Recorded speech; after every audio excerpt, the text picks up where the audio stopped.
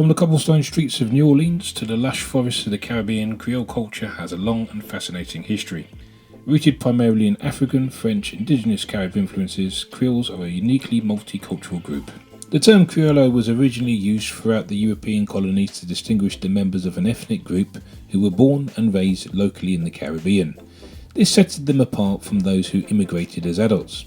The English term Creole comes from Moine Creole, which is a medieval type of French, descending from the verb crier, coming from Latin creare, to create. As time went on, due to political and economical changes, the meaning of the word Creole changed to include native-born, mixed-race, gens de couleur, and free people of colour and black Africans.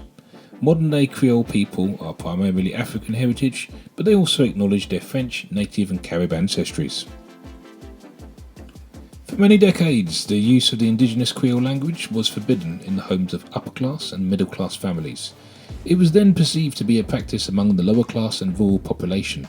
Moreover, families that migrated and settled in the UK for the most part abandoned the Creole culture. As such, except in rare cases, an identity gulf was created between black British descendants and their Creole heritage. Creole is a language and deserves to be described as such rather than as a variation of something else. Contrary to popular belief, Creole is a standardised, internationally recognised language and is not a patois or a pidgin. The Creole language is a very important part of the culture. It's a way of life for some people. The World Creole Music Festival takes place annually on the island of Dominica and is located between the two islands of Guadeloupe and Martinique. The unique festival has been held here for more than 20 years and is held in the capital of Roseau.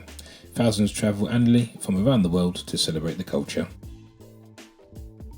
Journée Creole is a national holiday celebrated in the Caribbean, both on the islands of Dominica and St. Lucia. It's held on the last Friday of every October and on the last Sunday of October. Throughout the preceding week, the various villages on both islands host cultural events and festivals which showcase different elements of their heritage. Affranchi is a former French legal term denoting a freedman or an emancipated person. Roughly half of all affranchis were gens de couleur, in other words, free people of colour, and the other half were full-blooded people of African descent, in other words, black people. These people would later go on to be referred to as Creole. There are three main spellings or pronunciations for Creole in the Caribbean. We have Creole, used by the Haitians, Creole, used by the Eastern Caribbeans, and the English spelling Creole, Creole.